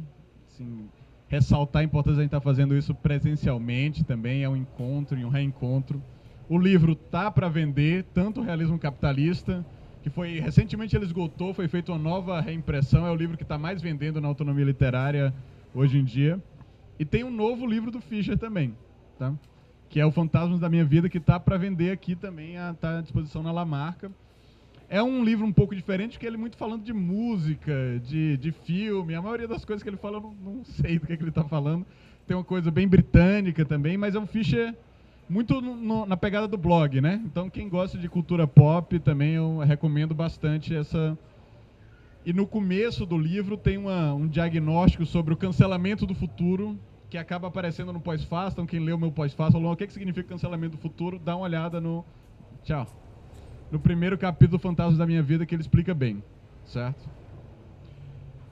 Aqui é o convite para vocês fazerem a leitura. Eu sei que muitos já fizeram, inclusive, mas vocês vão encontrar vários conceitos que a gente tocou muito rapidamente, né, de passagem aqui, como interpassividade. Alguém falou do Wall-E, né, que é o filme faz o anticapitalismo para você. Você precisa só ficar lá assistindo, que você já fez crítica o bastante, né?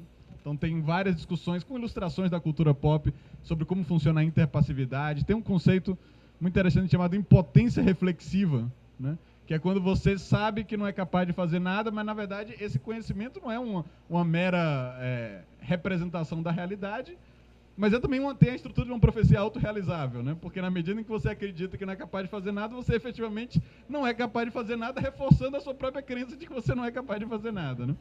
E como a gente sai dessa armadilha de uma impotência coletiva também, talvez seja a coisa que o Fischer mais teve obcecado ao longo assim, dos últimos anos da sua vida, né? Reconstituir a capacidade de ação coletiva. Tem um conceito também muito provocativo de stalinismo de mercado, né? Porque o neoliberalismo se vende assim, não, nós vamos acabar com a burocracia, vai ter... E a gente vê como novas formas de burocracia, tanto públicas quanto privadas, são reinventadas no neoliberalismo, né? E aí os labirintos do telemarketing, que você passa 1 hora lá sem saber quem manda, aprisionado, sem resolver nada, ficando com raiva da pessoa, a pessoa também não é capaz de fazer nada. Todo mundo já experimentou isso, né? Mas também quem trabalha até no serviço público, né, tem visto o resultado das reformas de tentar transformar os produtos do serviço público, que não são mercadorias, e por excelência, né, não podem ser mensurados por essas normas de mercado, mas tentar produzir, digamos assim, essas avaliações constantes para criar uma métrica mercantil no próprio serviço público. Inclusive colocando o serviço público e os profissionais do serviço público em competição, né, tentando criar uma... E aí isso é o neoliberalismo que faz, né? Competição é bom, então você tem que criar competição mesmo onde não tem competição, né? Qual é a lógica de trazer a competição para dentro do serviço público? Aqui isso serve, né? Na verdade, você vai criando uma série de avaliações, de metas, enchendo o trabalho do professor de trabalho burocrático que não tem sentido nenhum. Você fala, por que eu estou fazendo isso daqui? Isso não vai ter efeito. É só desmoralizante para o profissional, não aumenta a qualidade do serviço, né, e desvia o foco da atividade fim, no final das contas, né? Então, Fischer vai relatando como esse tipo de neoliberalização do próprio serviço público vai sendo feito na Inglaterra sob governo trabalhista, o governo da centro-esquerda, né? Mas, para terminar, eu queria lembrar esse Fischer também, o Fischer militante, certo? Porque o Fischer vai sempre dizer que a máxima dele é a tese 11 lá do Marx, né? O que ele quer dizer assim, uma teoria que simplesmente quer refletir externamente a realidade, uma teoria contemplativa, não serve para nada. Uma teoria é ferramenta, sobretudo a teoria é arma para a luta, tá certo? Então a teoria tem que ter uma relação prática com a realidade, tá? E no final das contas, ele tinha teorizado antes a noção de hipertição, que a gente acabou mencionando, não sei se ficou tão claro, né? Mas a hipertição é o devir real da ficção. Então, a ideia do Fischer é que uma superstição é simplesmente uma crença falsa, mas que não tem muito efeito. Você age numa superstição, você vai errar, digamos assim, né? Mas hipertição é uma coisa que é produzida via desejo, mas que de alguma forma encontra uma tração na realidade, e isso tem um efeito. A gente estava falando aqui da religião, né? O fato de que Jerusalém é considerada uma cidade sagrada e tal, Isso é uma ficção, mas produziu Jerusalém tal como ela é hoje, inclusive como um foco de conflito e tal. Ela tem uma significância na história universal, porque se acreditou também, né? Se acreditou que ela teria. Então essas crenças que se ligam ao nível do desejo e conseguem viralizar, elas têm uma tendência à realização, né? E o mais interessante, ao meu ver, é quando ele tenta, que é uma ideia um pouco espiritual, religiosa, né? Ele formula a noção de destino secular. Então, um movimento autônomo da classe trabalhadora tem que se colocar uma visão de futuro, tá? Mas não é porque a gente sabe que o negócio vai acontecer, entendeu? Mas não é um destino externo à nossa ação, né? Não é um destino transcendente que Deus preparou para nós. É o destino que nós mesmos estamos preparando para nós mesmos, né? E no processo de preparar esse destino, nós somos alterados por ele. Então é quase como ele chama isso de um tentáculo vindo do futuro, né? Como se o comunismo estiver querendo se criar por meio da gente, né? E essa relação entre imaginar o futuro e isso nos dá a condição de agir, e isso preparar esse futuro que a gente está imaginando e aumentar a nossa própria confiança de que esse futuro é possível, é, digamos assim, uma visão cibernética da política, né? Eu acho, assim, destino secular talvez seja uma ideia religiosa aí, ou espiritual nesse sentido, que vale a pena a gente pensar um pouco mais nela, né? E aí eu termino mencionando a questão da radicalização, tá? Porque também cabe uma reflexão muito detida da gente, essa reflexão precisa ser consequente, tá? Porque um dos perigos do desejo de radicalização é você se radicalizar sem tração com a realidade. E aí você cai, bom, nós que temos alguma herança marxista, a gente cai no que o Lenin chamaria de esquerdismo, tá? Então, você quer alguma coisa, mas aquele negócio é utópico, porque não tem nada na realidade que está caminhando naquele sentido, e muitas vezes você vai ser despedaçado pela história, né? Você monta lá uma célula vanguardista e é preso, assassinado e tal. Na nossa história tem muito disso também, né? E isso tem um pouco a ver com a própria análise dele da depressão. O fato de que a depressão é um fenômeno político e social não significa que ele é um fenômeno arbitrário que pode ser resolvido voluntaristicamente. Por isso né? Não é eu sei agora que a minha depressão é causada socialmente, então eu vou descausar ela no meu esforço privado. É justamente isso que não acontece, né? Então também não se faz radicalidade sem uma capacidade de ação coletiva. No final das contas é isso, né? Sem capacidade de ação coletiva. A reconstituição política da classe é, para mim, o pressuposto número 1 se você quer ter um efeito radical no mundo. E não um efeito meramente performático. E acho que o Fischer se debatia com isso e tentava ver o que estava acontecendo e o que ia funcionar. Então, uma hora ele estava numa ocupação com os anarquistas, outra hora estava se filiando no Partido Trabalhista Britânico. E no final das contas, ele fala, olha, nós temos que combinar, o Dassaev lembrou disso, né, do final do pós-fácil, nós temos que combinar radicalismo com algum nível com pragmatismo, tá certo? Nós temos que ver o que funciona efetivamente, né? Isso às vezes significa combinar a tática de ação direta, de botar fogo em pneu na rua e tal, e ocupar uma coisa e parar uma coisa ou derrubar alguma coisa, com o que ele chama de ação indireta, né? Que é a capacidade de produzir nova institucionalidade, produzir uma hegemonia, ter uma capacidade de ação institucional, ou seja, luta extraparlamentar, mas atuação institucional também, né? E como é que a gente, talvez esse hoje na esquerda seja um dos nossos maiores dilemas, né? Porque vai ter gente que fala, não, nada de ação direta, nada de militância, agora a nossa salvação é a institucionalidade, vamos fazer as eleições, nas eleições vamos resolver tudo, né? E tem um outro lado que vai dizer, não, eleição não é uma farsa, não resolve nada, a institucionalidade tem que botar tudo abaixo, é só vale ação direta, confrontacional, extraparlamentar, tá? E as duas políticas são políticas da impotência, no final das coisas. São políticas que privilegiam aspectos táticos em relação a aspectos estratégicos. Então, uma das coisas que a gente tem que refletir é Você quer ter razão ou você quer ganhar? E você sabe como é que funciona o mundo para aumentar a sua chance de sucesso? Então, acho que o Fischer é também, de certa forma, um pensador que nos convida a ser muito estratégicos. E, às vezes, estratégico é queimar pneu e derrubar uma estátua, e, às vezes, estratégico é votar nas eleições burguesas também. É isso. Obrigado, pessoal. Bom, o Vitor me deixar para terminar já é algo da ordem, né, do inusitado, né? Porque um fecho desse... Bom, de qualquer modo,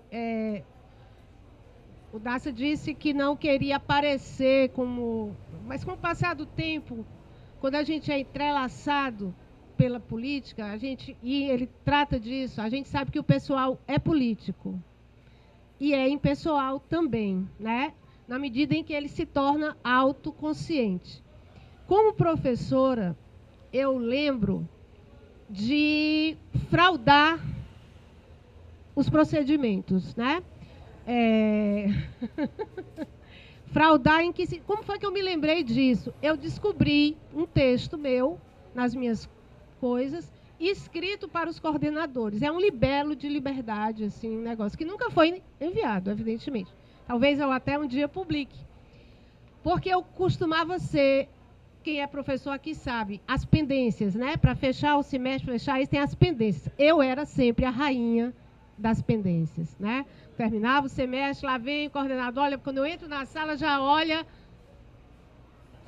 né, as pendências, né? Não são as coisas mais desnecessárias. O fundamental aconteceu, né? Já aconteceu, mas... E isso eu percebi que estava se transformando numa espécie de compulsão à repetição, mais além do princípio do prazer, em mim mesma. E isso durou alguns semestres, até que eu explodi nessa carta endereçada e nunca trazida à luz. O Fischer fala um pouco disso aqui. Se eu não fosse a única a ser tão pendente, né? Se houvesse pendências mais massivas a ponto de gerar uma insatisfação coletiva que forçasse talvez a gente não tivesse chegado agora ao ponto em que o currículo é modificado na gerência. Né? No nosso tempo, a gente discutia por 3 dias com os estudantes. O nosso tempo aqui são os 90. Né? O nosso tempo em que isso acontecia. Né? Com a virada do século, a coisa foi cada vez a burocracia tomando, né, se tornando uma casta. Então, assim, acredito que dentro da escola, os alunos também são responsáveis por isso. Os professores também se sentem muito constrangidos do jeito do pessoal do telemarketing, porque precisa se sustentar, né, gente? Tem filho para criar, né? Tem casa que financiou para pagar, tem que alimentar, tem saúde para cuidar. Então, nesse ponto, eu acho que a comunidade escolar, os alunos, poderiam fazer, sobretudo na universidade paga, que são quem sustenta a universidade, fazer frente a essas exigências draconianas, essa camisa de força nas quais os professores são colocados. Isso me parece, então, que talvez nas públicas, em tese, eu só fui aluna de pública e no momento de abertura, né, anos 80, então era outra coisa, né? Agora, eu não sei como revitalizar isso com essas novas gerações dentro das públicas. E, por fim, tanto da CEV como o Vitor falam, né? Nós temos um paradoxo aqui. Nós somos muito críticos das crenças, sobretudo as crenças não limadas pela racionalidade científica, né? As superstições, as crenças religiosas e tal. Mas essa essa palavra, Freud talvez explique, ela travou na minha boca. Essa hiperstição, ela precisa de crença. Ela precisa de que acreditemos para valer. Porque a direita, boa parte dela, a sua base, ela acredita loucamente. Ela crê loucamente, né? Delirantemente. A nossa crença, essa crença de acreditar para valer, não precisa ser uma crença fanática, cega, mas ainda assim ela tem que conter esse componente de acreditar. Acreditar no que mesmo que a gente acredita. A gente acredita na ideia do comum. Quer dizer, pronto, só para falar disso. A gente acredita na ideia do comum, a gente acredita que nós somos todos iguais. Não precisa nem ir para o analista, basta ver como é que a gente reage diante de outras pessoas. A gente acredita na solidariedade, a gente vê todo mundo falando de solidariedade, um monte de gente se fudendo, aí ninguém estende a mão. Então, quando a gente fica com esse gap entre o nosso discurso, né, e a nossa ação, não tem jeito. É droga, bebida, álcool, que é como que diz, igreja, são os substitutos da sensação. Ou cinema, que para ele... E sabe, essa tríade é do Trotsky, que o Turkey pega. É do Trotsky. Só que o Trotsky acredita que o cinema vai fazer a propaganda correta da classe trabalhadora. A gente viu aí o Pantera Negra, né? O que é que deu o cinema, o que é que dá. Mas ele continua tendo essa função simbólica, num momento de crise de eficiência simbólica. Não por acaso, o livro do Fischer é todo costurado por narrativas fílmicas, né? E não apenas os filmes que a gente considera, não, os filmes de autor, o cinema de autor, não, mas filmes da cultura pop, né? Então, assim, eu acho que nós precisamos saber no que realmente nós acreditamos. Para fechar, quando eu estou sendo impelida a ir ver o que os evangélicos da Universal estão assistindo com as novelas bíblicas, quando a gente vê o Luciano Huck, no programa dele, falando insistentemente sobre o empreendedorismo, a gente vê que tem fissura do lado de lá também. Porque eles estão precisando fazer propaganda daquilo que, quando está ideologicamente bem marcado, eu não preciso fazer a propaganda. Eu preciso fazer a propaganda dos produtos, mas não a propaganda da estrutura mental, né? Então, quando é preciso reforçar, é porque a falha aconteceu, né? Tem uma falha na Matrix, digamos assim. E eles sabem disso e eles estão disputando ferozmente isso. E com eficiência. A minha questão, para terminar, lembrando o filme magnífico do Almodóvar, Dor e Glória, aquele filme do Almodóvar, para mim, foi tão poderoso, foi como um projétil, quanto esse livro do Fischer. Porque Dor e Glória diz, é isso aí, nós somos isso. É isso aí, nós não somos a persona do Bergman, o Stalker do Tarkovsky. A gente é esse cineasta de sucesso que alcança o topo da cadeia alimentar do capitalismo e que se torna um drogado. Porque não tem sentido. É um filme espetacular, acho que justamente que ele mostra um impasse nosso. A gente está indo para onde, né? Quais são os valores que a gente realmente quer que estejam no mundo daqui a gerações, né? E que esforço estamos fazendo. Acho que isso aqui é um pouquinho desse esforço. E tenho que agradecer muito. O Daça, a gente só se conhecia nas redes, brigamos muito, horrores. Em 2013, claro, eu lembro, meu filho, eu não esqueço. Pode estar certo. E nos conhecemos, acho que presencialmente hoje, não sei se já estivemos... mas aí eu não lembro de você, assim, eu estou lembrando hoje, né? E assim, ótimo, mas aí eu estou vendo nas redes que o Vitor falou, e o Vitor, que é essa figura que me tirou de dentro de casa depois de 2 anos para participar, e está me dando uma alegria no coração enorme. Muito bom. Minha afilhada esteve aqui, Márcio Ralph, o nosso jovem vereador de luta, está ali, o André, que também foi meu aluno, Catarina Fofa, não sei se... Natália, eu estava procurando Natália ali. As pessoas que eu conheço tiveram uma relação mais... Agradecer demais. E esperar que todo mundo leia, né? Eu tenho um amigo, sempre quando a gente comprava um livro, ele dizia, olha o que eu comprei. Ele disse, leia. Porque a gente compra muito livro, bota na estante, né? Então, esse aqui, por favor, leiam.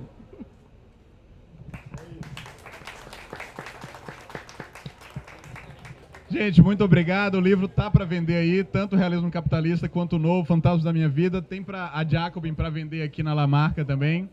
E quem quiser essa última Jacobin pode falar comigo aqui, tá? Eu tô com umas aqui. Tá bom? Obrigado, pessoal. Valeu. Encerrado.